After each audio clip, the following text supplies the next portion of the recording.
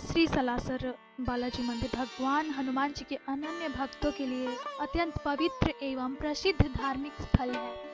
यह मंदिर राजस्थान के चूरू जिले में जयपुर बीकानेर राष्ट्रीय राजमार्ग पर स्थित है।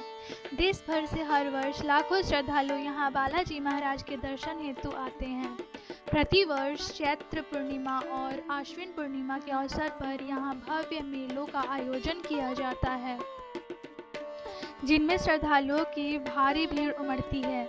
यह मंदिर भारत का एकमात्र ऐसा मंदिर बालाजी धाम माना जाता है जहां बालाजी महाराज को दाढ़ी और मूंछ के साथ विराजमान देखा जाता है।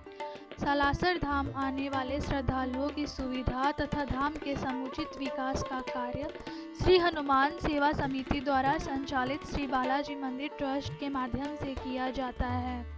यहाँ ठहरने के लिए अनेक धर्मशालाएं एवं भोजन के लिए कई जलपान गृह एवं रेस्टोरेंट उपलब्ध है। श्री सालासर बालाजी मंदिर सालासर कस्बे के केंद्र में स्थित है।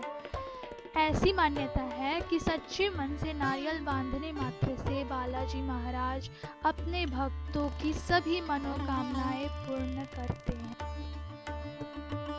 जय श्री राम दोस्तों, आज हम बात करेंगे एक ऐसे भक्त की जिन्होंने भगवान को अपने पास बुला लिया। सालासर धाम कोई साधारण मंदिर नहीं है। यह वह स्थान है जहां भगवान इसलिए नहीं आए कि किसी ने बुलाया, बल्कि इसलिए आए क्योंकि एक भक्त उनके बिना जी नहीं पा रहा था। यह कहानी है संत शिरोमणि श्री मोहनदास जी महाराज की। मोहनदास जी बचपन से ही अलग स्वभाव के थे। जहाँ बच्चे खेलते थे वहाँ वह एकांत ढूंढते थे। उनके होठों पर हर समय केवल एक ही नाम रहता था, हनुमान। बहन के घर सालासर आने के बाद उन्हें वह शांति मिली जो उनकी भक्ति को और गहरा कर गई। धीरे धीरे संसार उन्हें बोझ लगने लगा। उन्हें लगने लगा कि उनका मन इस दुनिया में नहीं है, किसी और लोक में अटका हुआ है। एक दिन खेत में काम करते समय उनके हाथ से बार बार गंडासी गिरने लगी। मोहनदास जी ने साफ शब्दों में कहा, मुझे कोई शक्ति संसार से खींच रही है। घर वालों ने इसे थकान समझा, पर यह तो वैराग्य की शुरुआत थी। जब उनका विवाह तय किया गया तो उन्होंने शांत स्वर में कहा, जिस लड़की से मेरी शादी होनी है वह अब इस दुनिया में नहीं है। किसी ने भरोसा नहीं किया, पर जब नाई सगुन लेकर पहुंचा और वहां लड़की की अर्थी उठ चुकी थी, तब सभी समझ गए मोहनदास जी साधारण मनुष्य नहीं है। इसके बाद उन्होंने संन्यास ले लिया। अब उन्हें न भूख की चिंता थी न प्यास की। दिन रात वे हनुमान जी के ध्यान में रहते थे। कई कई दिनों तक जंगलों में समाधि में बैठे रहते। लोग ढूंढ कर उन्हें घर लाते, पर उनका मन फिर उसी एकांत में चला जाता। उनकी भक्ति इतनी सच्ची थी कि स्वयं हनुमान जी साधु का रूप धारण करके उनके सामने आए। हनुमान जी उन्हें परखना चाहते थे, पर मोहनदास जी पहचान गए। वे उनके चरणों में गिर पड़े और रोते हुए बोले, प्रभु मुझे कुछ नहीं चाहिए, बस आप पास रहिए। हनुमान जी प्रसन्न हो गए और बोले, जो मांगना है मांगो। मोहनदास जी ने कहा, अगर आप मेरे साथ घर चले तभी मानूंगा कि आप मुझे प्रसन्न हैं। हनुमान जी ने भोजन और विश्राम की शर्त रखी। यह कोई परीक्षा नहीं थी, यह भक्त को सम्मान देने की लीला थी। भोजन के बाद हनुमान जी अंतर ध्यान हो गए, पर मोहनदास जी बेचैन हो उठे।